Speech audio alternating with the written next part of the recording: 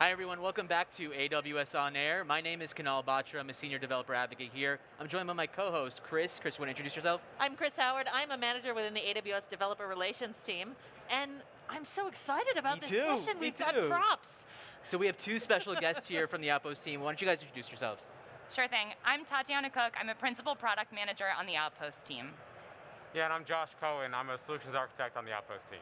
All right, so let's start off with, for our viewers who don't know, what are Outposts? So Outposts is an AWS managed service that allows us to bring our infrastructure, so hardware that we design and manage, to customer sites. And historically, we've offered Outposts in a 42U rack form factor, so that's about the size of a refrigerator. Yep. And what it allows customers to do is run AWS native services on their site for low latency and local processing. Can you talk a little bit about what those workloads are, where they get the most benefits for Outposts? Yeah, so for the 42U rack, the workloads are different, but for the servers, we really see it for folks that maybe can't have a 42U rack or a really large refrigerator in the back of a store, in a closet somewhere. So that's one segment. I think we've got one on the floor over here. I saw it. It really is quite big, isn't it? Yeah. No, there is no refrigerated goods inside. It's not an actual refrigerator. But yeah, so for customers that have a lot of locations and maybe need a little bit of compute and storage to run their workloads, think of a retail location, maybe a department store. Those are the types of customers that and use cases that we really see a fit for the server form factor. Yeah. Got it. And then besides the size, right? So that's obviously a big difference here, but what are some other differences between the servers and the rack, and I guess even the servers together? Yeah, so I can talk a little bit about kind of what we typically do in the 42U rack. Okay. So as you mentioned, they're big, they're very powerful, and they're great for data centers, co-location facilities. So we've seen a lot of adoption from customers in gaming, telecommunications, even some manufacturing customers who have larger sites. On the rack, we support a pretty wide breadth of AWS services locally. So that can include things like RDS for databases, S3 for storage, EBS for block storage, as well as our compute services and networking. Now, these guys are a little bit smaller. I love it. It's the family is growing. I know, the family's shrinking too. That's the little ones. So here on both of these, and I can talk about the differences between the two units that we have, but the core services that we'll provide are EC2 instances, ECS containers, and we have EKS container support coming soon, as well as VPC networking. Now, between this server, which is 2 rack units high, it fits into a standard 19-inch width rack, and it has a 30-inch depth. Okay. This has Intel Xeon scalable processors, so that's our Gen 6 processor, and you would get the equivalent of up to a C6D32 extra large. Here, we have our Graviton-based instances. So, and I apologize, I said C6G here, this is a CID, and this is a C6GD. These are smaller, so they are 1 3/4 inches tall, they're 24 inches deep, and they have the same width. They're also lighter, so they can fit into smaller spaces, but those are Graviton instances that run here versus Intel instances that run here. Got it. Now, as a customer, if I want to take advantage of this, do I have to worry about any of the maintenance or anything else when this is in my setup? Because if I've got a retail shop and I'm putting that in, I probably don't, I don't have a whole IT staff. Right. Do you want to talk a little Sure. bit? Yeah. Yeah, so I'll start with the 42U rack. If a customer needs a lot of compute, they need a lot of services, they might go with the 42U rack Outpost. And when you do that, you order it through our console, and then we send a team out to install it. It's a white glove service that we do. We get it, it's delivered, we wheel it into the position, we power it up, and then we activate it. Yep. With these, it's the opposite experience. We put it in a box and we ship it to you. Yeah. So, but the installation is very simple relative to the 42U. So, customer can put it in a 4-post rack, or they can sit it on a flat surface like you see here. They'll turn it on, they'll plug in some network cables. Once we see that it's online, we'll activate it and then say, here's your capacity, and they can start using it. Okay. Yeah. And in the case that maintenance or repairs have to happen, what's cool about the Outpost service is that we have this service link connection. So between this equipment and our AWS region, we'll establish what we call the service link path, and that allows us to monitor the equipment, We can also push updates, so things like firmware maintenance, anything like that that has to happen at a software level, we can remotely manage. Oh, that's so good. Security for customers is great because we're thinking about patching in the same way we would for an instance running in the region. In the case that we notice anything a little bit off in terms of performance or the health of the hardware, we'll issue an instance retirement notification. So a lot of customers will be familiar with those if they've ever had a maintenance event in the region.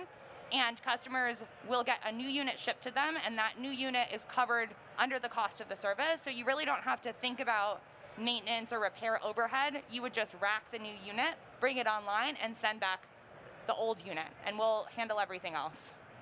That's so neat. That's great, yeah. And I mean, building a service is one thing. This incorporates hardware. So how difficult was it for you to sort of come up with these? I would say that it has been a really exciting project for our team, and for me as a product manager, one of my favorite kinds of things to work on, because I get to work with our hardware engineering team, our infrastructure team who helps with operations and fulfillment, as well as the folks in core EC2, VPC networking on our service teams. They're all great. So I would say that it's been a fun challenge, a very interesting project for us, and we're really proud to be launching it at reInvent this year. That's amazing. Yeah. So quick question, what are some services that are supported, or what are the different services supported between both of these? Sure, so both of these support the same service set. Okay. So it's EC2 for compute. We also do ECS. ECS is coming soon, and we support VPC. There's no EBS on here, so it's instance storage, local, so it's local disk. Right. That's our block storage. And then we support other things that could run on other, like on EC2, like IoT Greengrass, SageMaker Neo, Edge Manager.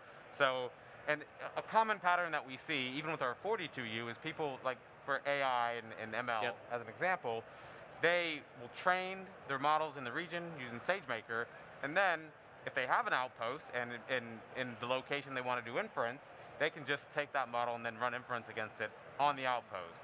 And with these smaller form factors, we think that's another thing that customers will want to do, because now these can go in a lot more places without lugging around this really big rack. It's a great rack. Lugging around is a bad term, but I mean, the portability of it, I think we're going to see customers being quite creative. Were there any, I mean, Outposts have been out for a while now. Did you see any customers using it in ways that we hadn't anticipated? I think I would say that the interest from our gaming and iGaming customers was surprising. It's been really cool. We've talked with a lot of their teams, and they love, like Josh was saying, this portability idea. So just like you can move quickly when you're building in the cloud because you don't have to think about all the logistics of installing a new server, bringing things online, when we're dealing with on-premises infrastructure, for Outposts, we solve this procurement and integration challenge. So we talk to customers who say, I love that now when I design, I can build something and know I can run it in the cloud when I want to. And if a regulation changes, or if I want to improve latency to my end user, it's really fast for me to get started on premises. And I think that flexibility can help future-proof design. So if you aren't sure what kind of networking coverage you would have at a site, or like, let's say, we'll use a retail example. We don't know how good connectivity is going to be in 2 years at a typical retail location. And it's the best option is the cloud. If connectivity really improves, our customers want to migrate off premises into the region, and with Outposts, they can build something that they know will run when their connectivity improves and that change comes. Yep. So I'm a huge ML fan, and I know that's a use case that you brought up. And obviously this brings things closer to the edge, low latency. Any ML use cases that you've seen that stuck out, or that our viewers should know? Yeah, so there's a lot of things out there, but you can think of things in manufacturing like product defects, quality assurance as one. So I have whatever the part is going across the conveyor belt, and some kind of vision system looking at that and running inference against the model of what has a dent, this looks good, this doesn't look good, and then be able to perform an action when something's off, whether that's stopping the line, whether that's notifying the QA person, or whatnot. So that's one use case. We see some financials, looking at fraud detection is another one, right? So we have a lot of financial customers that they are using our regions, but they have a lot of things on premises also. So if you start thinking about an outpost, whether it's a 42U rack or the servers, being able to have some kind of fraud detection when a transaction comes into their data center without sending that back to the region, which they may not be able to do for compliance reasons, they can run inference on that model that they trained in SageMaker in the region, as an example, on Outposts. Now, over at the AWS community booth, we've been running a poll on which services people haven't tried yet, but they're most excited to. And Outposts, I know, was near the top of the list. So, how do you get your hands on to play with, to learn more about this? Yeah, so we'll always say customers should go cloud native first, because the best way to start designing and testing is by using the kinds of services we support here in the region. So let's say you love EC2, you love ECS, you're ready to go. We are accepting orders now through the AWS Management Console, and we're available in 49 different countries around the world for shipment and fulfillment. The servers will be delivered in Q1 of next year, and we've tried to really simplify that ordering experience as well. So it's been, again, from a product perspective, a fun challenge to think, you don't typically have like a checkout or shipping and fulfillment experience for a traditional cloud service. Yeah. And we've worked to bring a catalog online, make sure customers can track where these are in the fulfillment process. Also, for our like super API happy customers, we will support ordering through the AWS API. So if you're thinking about bringing a lot of sites online, it makes it easy to say like, hey, we have a new location in Cleveland. Just automate it. Just automate it. Every time you bring a site online and you're planning your IT equipment, you would be able to build a function that delivers this and plan on fulfillment to that site, so you don't have to think about that operational step. I have two questions. One, are we missing anything right now? Anything else that you want to tell us about? And then the second question is for racks, right? So when as a customer, when would I want to go with this? Let's say space is not an issue. Go with this or go with the rack? Yeah. Yeah, I can take that. I thought one of your questions was going to be, why can't we put it on Amazon.com, your card and ship it? But no, you didn't ask that, so I won't talk about it. No, so I'll start with the second question. Okay. The use case is really different. So like if you need certain service for your application, that could drive a decision between Outpost server and Outpost rack. Okay. Because if you, and I think of it like this, the region has 180, 200 services, whatever we have in the region today. Yep. It's a lot. On the Outpost rack, we have a subset of that. Right. Right. So we have 13, 15 services running on the rack. Right. Here we have 4. So if the first thing is, what does your workload need? What are you trying to do? Or is it something you're running in the region today already, and you have other use cases that workload can run closer? What does that look like? Where can that run? Can you run it on a rack? Can you run it on a server? If you can run it on both, then it's how much capacity do you need? If you only need 1 or 2 servers, and the services we have on here will fit your needs, get a server. Yeah. But if you said, hey, I need 10 servers, 12 servers, we're probably going to ask, why wouldn't you get a 42U rack instead of buying 16 servers? That's you said a subset of the services. Is there an opportunity that more of them might come in the future? So I can't tell you that now, but I can say that since we launched the Outpost rack service, you've seen an expansion in terms of the types of services that we support. So now we have things like S3 running. You've also seen an expansion in the types of instances that we support in the Outpost rack form factor. So that's another consideration today. These are both compute optimized instance types that we have configured in this hardware. Gen 6, Intel Graviton. You can get things like G4 instances with GPU in the rack form factor, as well as different memory ratios.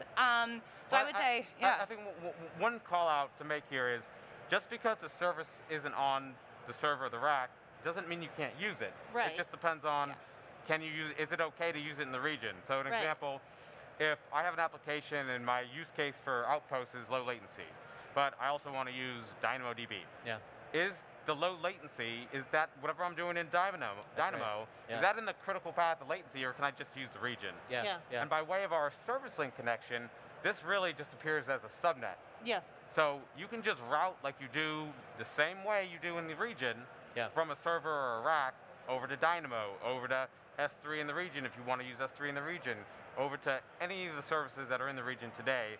And the operationally and from a deployment perspective, it's the exact same. So you're not limited to your application isn't limited to just what's supported. If you can go back to the region and the latency and your compliance, isn't an issue, absolutely. That's cool. Got it. And so, go ahead. No, I was going to say we missed your other question. What was your other question? Oh, right. Anything else that we're missing? Anything else that you want to call out that we haven't asked yet? Yeah, I think I'll talk a little bit about orchestration and governance, and then I will hand it over to Josh, our networking expert, to hit on some of the cool networking innovations that we have here. So the thing that like really makes customers' eyes light up is when they realize that just because this is an extension of the region and we have this consistent hardware, consistent instance, they can use things like CloudWatch, CloudFormation, they can use orchestration and governance tools. So if you're thinking about you want to have a bunch of accounts on here, you can have several different VPCs, you can use AWS organizations to add more accounts and more services. So like, let's say you guys are both working on different applications, you would be able to set it up so you have different instances, different VPCs, you both deploy and run independently using monitoring and maintenance tools that you're familiar from the cloud. So all of that skill and learning and all of these services that folks have been hearing about today that help with security controls, that help you monitor what's going on, this is integrated and accessible for that. So we're really excited because it just gives customers who have historically had to do something kind of wonky, a little bit different on premises, the ability to use tools that they love from AWS in the region. Yeah, so Tatiana called out some networking differences, and I don't want to go super deep into how we do networking on either, but I'll talk at a high level. So in the Outpost rack form factor, it includes top of rack switches. Well, they're in the middle of the rack. I don't know why we call them top of rack switches, but should have brought the rack. We could have. I know. Yeah. We kind of wheel it over here. Up the ramp. So we have networking devices in there, and the way that we connect to on-premises to be able to, one, get to the region for our service link connectivity, but then also customers want to be able to talk from their workloads on the Outpost to something in their data center. So the way that we establish this networking connectivity is using layer 3, it's using BGP. If you think about what these were designed for and the customer set we had in mind, like the back of a store or a department store or a restaurant, they likely don't have a layer 3 device that's going to terminate BGP. Right. So we implemented something different where this will appear on your network as just another layer 2 device. And we've introduced a new interface type for the instance called an LNI, or local network interface. It's very similar to an ENI, but it doesn't take part in VPC. So imagine I launch an EC2 instance on either of these. I'll have an ENI that's part of VPC, and then I'll have an LNI that's connected directly to a layer 2 segment on the customer network. Got it. And that's really big. I think we've been talking to folks and trying to hear and understand more about telco environments, like healthcare locations where the full layer 3 experience isn't part of their network architecture today.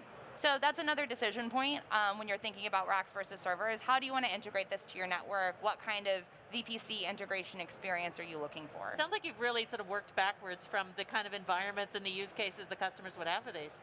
Yeah, we've been lucky to have great customers who, when they learned about Outpost racks, I remember at launch, one of the first questions was like, okay, you did the rack. When is it going to be small enough to fit in my site? So we've certainly been listening and learning from what our customers are trying to do, what problems they're trying to solve. And now we're excited because like you were asking earlier, what will surprise us? That makes this week so great because we're starting to get our first orders in and hear about things that, like, these are tools customers can use to solve a lot of problems. Yep. So it's definitely an exciting and an energizing time for our service. And it's so cool to see it continuing to evolve. I know. Yeah. I don't know if you guys know this offhand, but what's the weight? Just curious. What's the weight of both of these? Yeah, so this one is 27 pounds and this one is 38 pounds. Okay. And to learn more about the weight, power, and device specifications, you can go to our catalog in the AWS Management Console, and we have per device specs so that you can start to get a sense, like, is my table sturdy enough? Most tables are sturdy enough. So really, like, other things, if you're looking to weight lift, is this roughly the right range of what you're trying to... I understand why you asked. When I looked at this before I ever touched it, I like, that's heavy. I've installed servers before from just on-premises environment. I come from that world. And I went to pick one up. Someone asked me to move it, so I got prepared, and I didn't stretch. That would be ridiculous. That'd be ridiculous. But I got prepared to pick up what I thought would be 60, 70 pounds, and it's aluminum, so it's not 60 or 70 pounds. And it was much lighter than I thought it was going to be when I went to pick it up. Yeah. That's great. I'm so glad you brought them. It's really cool to have them here and be able to see and touch them. All right, well, thank you both. This has been great. Just really quickly before we sign off here, where can people go to procure one of these, or this is just in the console? Yeah. Log into your AWS account and click on the Outpost service. It appears in the drop-down like any other service. There's an ordering page, and there's a catalog of what you can order: servers, racks. The whole family. Yeah. All right, well, thank you both. This is great, and thank you. Thank you, everyone. Thanks, everybody.